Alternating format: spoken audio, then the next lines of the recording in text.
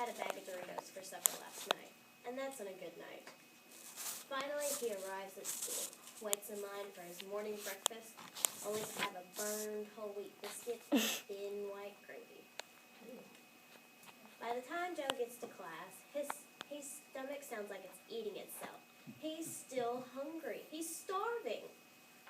His teachers ask him, "Joe, why don't you have your homework today? Why are you so tired this morning?"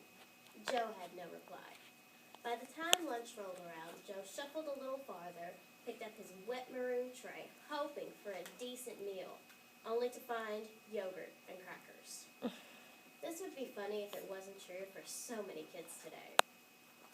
There are many things at my school that need to be changed. Let me create a list for you. First of all, bigger lockers so we're not crammed next to each other. Better books so the spines aren't falling out. New desk, more technology. I could go on for hours. But today's issue I want to discuss with you is one of the biggest, most personal issues I can think of. Cafeteria food. Now, I'm not saying you should feed us more greasy and fattening foods. No way. Not at all. I think healthy can be a good option. You just need to make it more appealing for the students. For instance, full preparation of your food would be an excellent start. For instance, I like sweet potato fries, but not when they're burned to a crisp. And crunchy rice, not good. Take some consideration into the portion size you give us. We're growing young adults. We need more food than what you give us. We don't need as much as a preschooler gets. Because we don't have enough energy to stay focused in class and have a discussion with our teachers and other classmates. And we're just not active and focused. For students that want a bigger portion of a meal, they have to pay more money. You're telling us we have to pay more for something more we need. And that's not good for many students. Most students cannot afford to have more. Money is limited and tight around so many households today.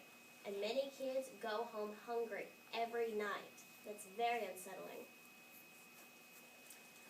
You know when you laze off in class and you don't know why, all you can think about is your stomach at sometimes? Well, food plays a big part in how you stay active and focused in school. They're called neurochemicals. These neurochemicals are released when you eat food. That gives you happiness and endorphins, something that you need to have like a conversation with somebody and to stay focused and take notes in class. In the students' case, without this, they don't listen, they don't pay attention. It's not like we think our teachers are boring. We're just hungry and tired. We just need more food. And that equals not paying attention in class for that point is they miss out on important notes for final exams that they could use.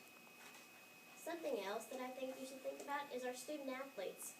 These basketball players, cheerleaders, and other athletic students are not getting the calories they are required to have every day. Think about it this way.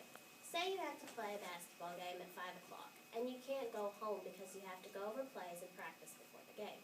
Well, what do they grab before the game if they get hungry? Well, not much, I can assure you of that. They grab sugary, processed junk food. And that's not very healthy. We want our athletes to be healthy, not slow and fat. Just take a male basketball player. They are required 5,000 calories a day. I did a nutrient analysis on a regular school lunch of a serving of pizza, a serving of corn, a serving of broccoli, and a serving of fruit cocktail. That equals up to 304 calories just for lunch.